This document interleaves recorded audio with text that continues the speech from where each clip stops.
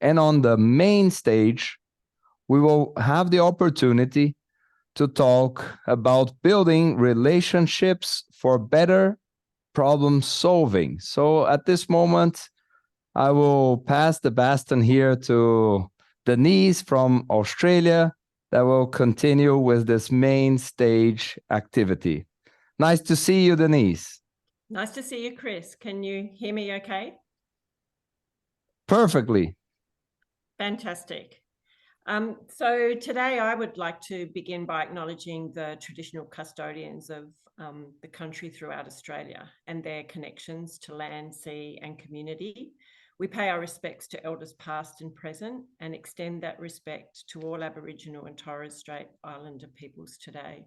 I'm coming to you from Kaurna land, like Alistair before, but a couple of my colleagues who are joining me today are from other parts of the country. So we certainly like to begin our presentation by acknowledging the traditional custodians. And I really like the beginning of Alistair's presentation a little earlier, where he talked about how before we arrived in Australia, it was a much more sustainable country in terms of the way that our traditional owners looked after our land. So I thought that was fantastic.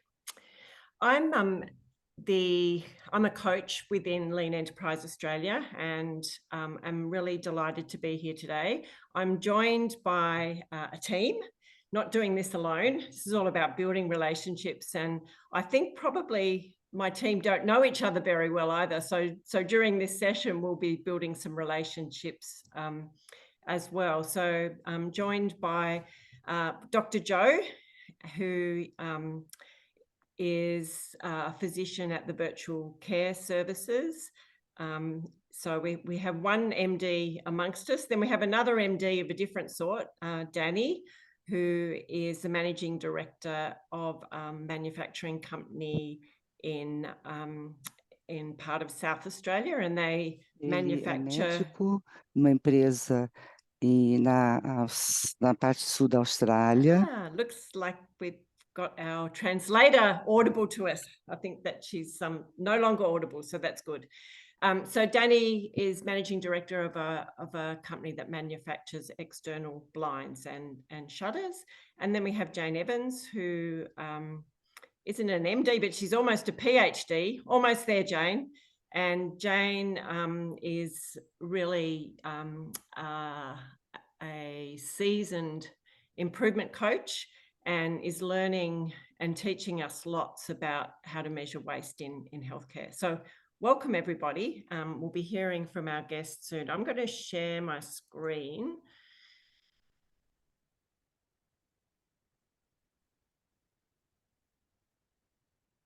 I'm assuming that's working. So today we're going to talk about building relationships. And I know that we are meant to be addressing 9 key challenges in this conference, but when we think about it, building relationships is really a really important challenge in all of those challenges being discussed today. And I think sometimes as improvement specialists and leaders, we take the building relationships for granted and don't focus on it probably as intentionally as we can. So we're just going to spend 25 minutes talking about it today. Please be active with the Q&A, because we would love to take some questions and answers. I've got lots of team members who can keep an eye on the Q&A for me as we go along.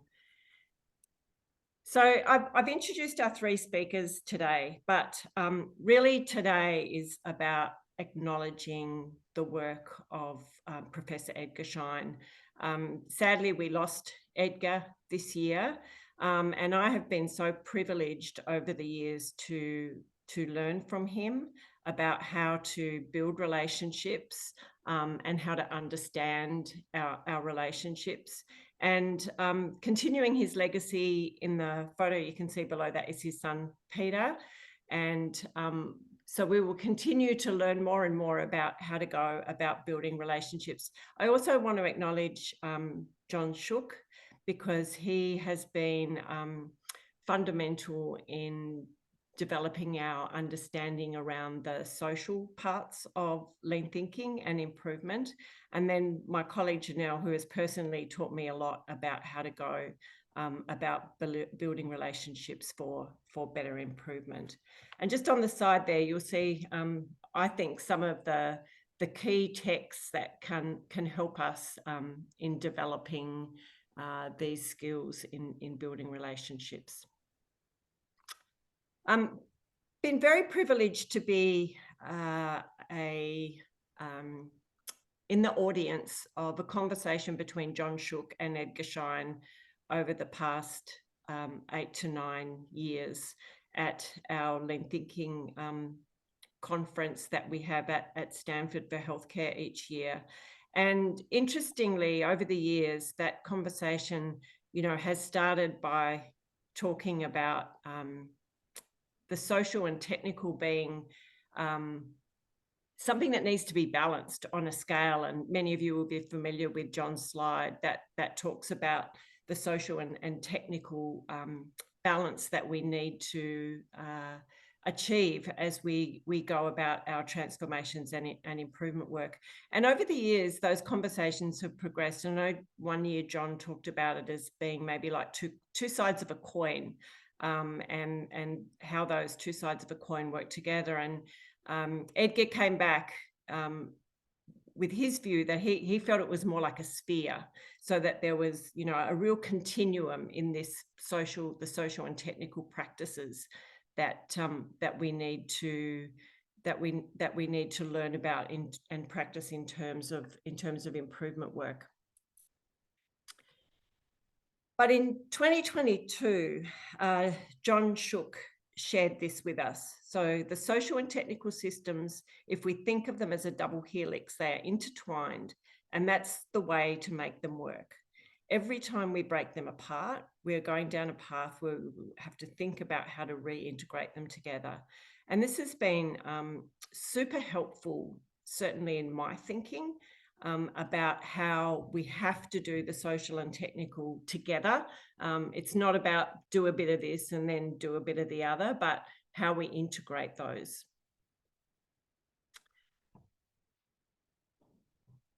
And certainly, one of the things that John shares with us is that each and every lean tool is a social and technical tool. And so, that when we say the word lean tool, we should bring that image of both social and technical. So I would just like to throw to the group and ask my audience here, what do you think about that? Do you have examples of lean tools that you believe are both social and technical? Jane, anything to contribute?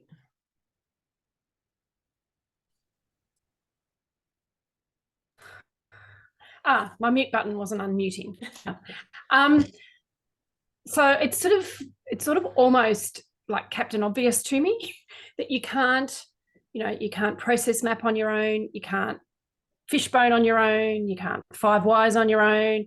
We literally talk about the voice of customer. That's a social exercise of talking to people, going to the Gemba and looking. So to me, we think about how I have always taught and coached fishbones. It's always in a group as a social element to get people engaged and to involve them in understanding root cause. So it's a technical process, but it is absolutely a social tool. Thanks, Jane. Jo, Danny, any thoughts? Thanks, Denise. No, you go, Jo. Thank you. I guess I was thinking in terms of the value stream mapping as well. Like, we seem to think of it as a very technical tool sometimes because it takes you through all the processes that are involved from end to end, all the steps that are involved in the process, with a lot of data in it in terms of the time taken, the amount of waste. But there's a significant social element to it, exactly like what Jane said. So they're using it as a tool, almost like a framework by which we can actually discuss it with the people involved and get a common shared understanding of what the problems are, understand where the value is, both to the customers as well as to the staff who are actually sort of performing the actions. Thanks, Joe. Yeah, I think even you know, at the end of the day, everything starts with people, and obviously you know, Lean thinking presents many tools to us to explore. But even, you know, whether it's a value stream mapping or spaghetti mapping, it's really coming to things with an inquisitive nature and really engaging the people and learning and observing that allows us to be better informed. And so just in that process, I think you get a lot of deposits in the relationship bank by taking genuine and keen interest in what's going on in people's worlds, with the aim of improving it. Thanks, Danny. I'm going back to the screen.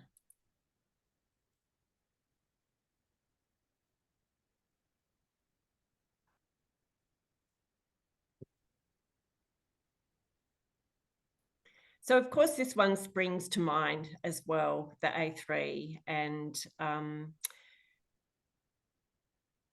you know, sometimes when we have all these words and pictures on a page, I think sometimes it does miss the social element of A3 thinking. And I think that's what I love about this A3 on a whiteboard, where you can, you know, really see the craft work. You can really see how lots of different people have contributed and how that social piece is, you know, almost oozing out of the A3 as well. So in our last session with Edgar in 2022, he gave this quote: "It's possible to imagine that the people problem has its own tools and processes, simulation and group exercises that are quite independent of the mechanical, technical processes that we are driven by every day." So Ed's position is that yes, we may have lean tools that are a blend of social and technical, but there are definitely tools that can help with the social and that can stand alone. And one of those tools that he taught us was relationship mapping. And certainly I personally have found this very helpful in my work. And I think it is, you know, a really, really beneficial exercise to combine with A3 thinking. My first experience with relationship mapping was with my colleague Janelle, and you can see that Janelle, who is an improvement advisor, is here in the middle. And when she first started trying to work on a particular value stream, she had relationships with Bob, the operational lead, and Dan, the physician. And over the course of a year and a half, she worked really hard and intentionally on building relationships by helping. And certainly together, we found this tool really useful to try and visualize what that journey looked like, where the gaps were, and, you know, what needed to be done next. And then when Janelle stopped working in that space, Andrew took over from her and continued that journey and continued to build relationships. And just this visualization made the problem solving easier, because we knew we were going in the right direction and building those relationships with those people that we needed to not only solve the problems we were working on now, but solve problems that we might need to work on in the future. So I'm going to share a problem that I've got. So I'm working with an organization at the moment, and my problem is that deployment of the lean management system is too slow. And so to think about the relationship mapping that sits with this, we go through a series of steps. So think about a problem that you've got, and you can all do this wherever you are right now. So think about a problem that you have, ideally one that you are just getting started with. Get a sheet of paper Draw a circle in the middle and 6 to 10 circles around the outside, and put your name in the circle in the middle. Who do you need to address this problem? And write their names in the outside circles. And this is about the people. These are people's names, not the roles. And some people get stuck with that sometimes. And then be really honest with yourself. What type of relationship do you have with each of these people right now? And we speak about it not just whether it's a good or a bad relationship. The relationships that Edgar and Peter Shine have described are a level -1 relationship, which is a negative relationship. Sometimes this is based on a power imbalance. It might be a level 1 relationships, which is more transactional in nature. You work with that person every day, but you don't know them too well. Level 2 is a personal, open and trusting relationship. And level 3 is an intimate relationship. And we often talk about level 2.5s as being that professional, intimate relationship that you might have. And so at this organisation, everyone's name starts with J, as you can see. And when I map that, you can see that there are probably some problems here that might be part of the issue with why deploying this lean management system is too slow. So there are a couple of -1 relationships there, one pretty strong one at a 2.5 with Jean, and then a couple of transactional as well that might not be enough to try and solve this problem. So if we think about the current state, naturally this will take us to thinking about the future state. And so just like we would do a value stream map, we can do a future state relationship map and think about, where do we need to be to build the relationships that are important to help us progress this problem? Is it developing a level 2 relationship here with Joni? Is it about me working really hard with James to turn this -1 into a 1? And if that's just not possible with John, can I bring in Jess, who I have a really strong relationship with, to work on this relationship here with John and help us solve this problem together? So just like we would think about creating a future state value stream map, in the same way we would create a future state relationship map. So I'm going to go back to our audience now. I gave them some homework. I asked them all to do this. And, really just like to talk to the group about, in that exercise, what stood out for them. Were there any surprises? Are there some gaps that they need to work on to move forward? And what might that work look like? So I'm looking for one of my group to volunteer to go first. How was that for you? I'm happy to. I'll always jump into a conversation about this. So my problem that I was solving is that I started at a new organisation 2.5 years ago that is relatively diverse. It's all in healthcare, but it is got different parts of the healthcare system. In fact, it's got all of the parts of the healthcare system in one organisation. So public, private hospitals, aged care, virtual at home, community services, and we're spread across the whole eastern seaboard of Australia. And other than 2 of our public hospitals, we had no improvement methodology or lean thinking at all. So my problem really was how to establish relationships to start building a culture of improvement. When the entire executive team, other than the person who employed me, actually didn't know what that meant. So it was really about building relationships. Is the only way you can make a change like that. And identifying who I needed to build relationships with was really important, but not just in the here and now, but actually into the future. So knowing that there were a lot of people who I needed on my side, but I potentially needed to lay a whole lot of groundwork and build other relationships first before tackling that person. And the other really key lesson for me was, if you don't succeed first time with building the relationship you need, but it's a really important relationship, don't stop there. Let it go. Sit it for a while. Press pause on it, and wait until the conditions are right. Because just because we want to have a relationship with somebody and know it's really important for our job doesn't mean that that's reciprocated. And so it's about not taking that no for an answer or that pushback as for an answer, but actually saying it's still really important and critical. How do I find a different time, a different environment, a different set of circumstances to enable that relationship to flourish? So I've just recently gone from a -1 to, I'm going to say, close to a 1 on a pretty key relationship that I've been working on for 2.5 years. And it was entirely at this person's time frame. I had to let it go a number of times until they came to me and almost repeated what I had asked a while ago.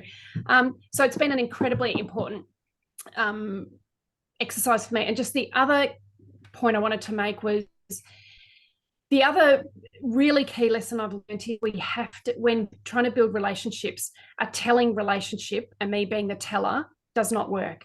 It's actually, you have to listen to learn and bring a really different approach to, especially those really tricky relationships, but that are really critical. So how do you listen to learn what they need rather than go in and tell you have to do this because lean's the best thing since sliced bread? So they're my... Thanks, Jane. Thank you, Jane. Ladies first, Dr. Jo. Thanks, Denise. I guess for me, what was really interesting was, how when we are trying to solve a problem, we've got all these things in our head about who are the people who you really like, who are the ones that are kind of challenging, but really important for this problem. And for me, it was a really good experience to put it out there in paper and to actually see who are all the people who are necessary for us to make this where exactly I stand with each one of them. So for me, that was really kind of enlightening and made it a lot easier to sort of plan the next steps. I guess the other thing which was surprising, you asked if there was something that was surprising. For me, I realized there is a risk when you have a level, like most of my relationships are sort of close to the level 2 at work, which is kind of really good in my organization. But I recently experienced a risk where I had a level 1 or a little bit somewhere between 1 and 2, if we're allowed that, relationship, when there was a significant stressor, how it can then flick into a -1. If you're not careful and if you don't sort of deliberately spend time in nurturing that relationship, because somehow when you've got a level 2 relationship already, you have that openness and you can discuss about the problems quite easily. But when you don't have that openness and it's quite transactional, there is that risk of then it becoming a negative relationship or a level -1. Thanks, Jo, and thanks for sharing that. I think that's a really important point about what can happen in times of stress and in times of pressure and how our relationships can change. So thank you for sharing. Yeah. Danny, your thoughts? Yeah, from my perspective, I found this a really fascinating exercise because I'm now actually able to visually see all the stakeholders and the impacts on those stakeholders. I think we can really, when we've got a problem, our mind goes to problem-solving mode instinctively. And we might jump to conclusions as the way to solve it and try to get a group of people together that just help us solve it in the way that we think it should be solved. But what this allows us to do is really take a step back and understand where are the impacts to solving this problem and actually start to consider them and put yourself in their shoes and actually engage them. But then what you can also do is really identify what is the quality of my relationship with this person and actually how can we get to the ultimate outcome. And what do we need to do to strengthen those relationships to get an outcome that serves everybody involved? Thanks, Danny. It's just simple visual practice, really, isn't it? It's just applying it in a different way, a tool that we know well and that we always use from a technical perspective, just using it in a different way.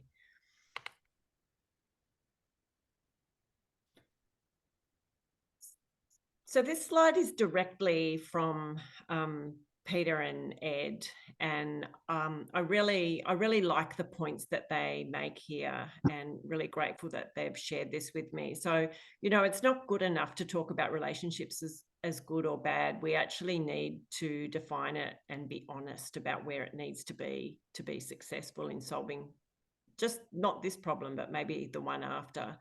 And in Ed and Peter's book, Humble Leadership, you can read a lot more about these level 2 and level 3 relationships. And there is a lot of information there about how we can go about intentionally building relationship. And, you know, one of Ed's favorite lines was always just go to lunch. You know, that practice of sharing food with someone can be a really important way of building a relationship. I'm going to come back to a little discussion with the group just as we're finishing. But if you think about this from this tool and how it could be used in an A3, you know, at the beginning where we're trying to work out who we need to have involved, and definitely at the beginning we can start thinking about, you know, what does our future state need to look like? What do these relationships need to look like to be able to solve these problems? We can draw another map at the end and actually be intentional to think about what relationships did we build while we were solving this problem? You know, what worked in terms of relationship building, what didn't work so well? And then certainly, you know, what relationships will we need to strengthen the work moving forward to make sure that the improvement is sustained? So it's not just a one-off activity, it's something that you can use all the way through the A3. So just to finish off, I'd like to talk to the group about how you go about building relationships. You know, what does that look like for you? We've got about 2 minutes probably, so maybe a minute from each of you will be okay. So I'll go to Jo first. Sure. And I guess, Denise, as you mentioned, it was about being deliberate and spending time because each of these relationships need to be nurtured and we need to give it the respect that it deserves, kind of. The other thing that I'm very wary of is my own biases about people. And so just knowing that I might have assumptions or biases within me and trying to keep that aside and remain open and curious to what other people have to offer. And I guess in the hospital environment, it's quite interesting, isn't it? Because we are dealing with patients all the time and you have to build the rapport and these close relationships with patients really quickly, where they're able to sort of disclose quite intimate or personal information to you. And how is it that you can create a very safe environment where you're not judgmental at all, but curious enough to understand what is it that is important, what is valuable to the patient or to the person in front of you, and then tailor everything according to those values. How do you do that really fast? I think by being really calm and centered myself, being aware of where I'm at in terms of how I feel, and then staying open to what they have to offer. Thanks, Jo. Danny? Yeah, so we've got like really diverse people in our business, right from our management team to the people on our production floor to our customers. I think there's a few principles. I think you've got to be visible. So we'll make a point of walking the floor every day and saying good morning to everybody and just connecting with them. And some people you've got better relationships with others, but just checking in, asking how their family is, what are they doing on the weekend. Being accessible, so knowing that people can come to you. No matter what the issue is or whatever it is, like you can't build these silos around yourself. And the third thing is lean in. So I think leaning into people and genuinely being inquisitive about who they are, what their world's like, and not have a vested interest. It's just actually just focusing on connecting and learning. I think is just super valuable. Thanks, Danny. And Jane, the last word. So Danny particularly just took all of my thunder, but the other thing I would add to Danny's 3 points, which I agree with 100%, is I think you've got to bring a bit of yourself first. But if you're expecting to build a sort of a fairly personal relationship with somebody else and expect them to kind of open up to you, you've got to come in as being, you know, I'm not going to say authentic, but a little bit vulnerable yourself, share a bit of who you are, be honest about, you know, when you make mistakes and, you know, what you're trying to learn from the relationship as well. Because you can't, this is a two-way relationship. It's not about actually you getting other people to change to how you want them to be. So that'd be the last bit I would add. Thank you, Jane. And Nicole, welcome. It's lovely I was to very see late. you. Yeah, you've Thank you. you've had a few issues, so you can say thank you to all the speakers, and then we'll hand back to Chris. But I do thank the team for being part of this session today. It's been a great experience for me. Fantastic. Thanks, everyone. Thanks to all the participants, all the attendees who have joined us as well. I'm sure they've been given a really fantastic oversight of why relationships are so important. And can I thank Danny and Jane and Joe for sharing their experience. And I'm sure, Denise, it was a really well facilitated discussion, and people will come away with really important learnings for helping them in their day-to-day work. So thanks, everyone, for that. Thank you. Thank you. Thank you, Nicole. Thank you for your effort. I know the effort you had to be here with us. Thank you, Denise, for taking care of all this activity. Bye, guys. Bye.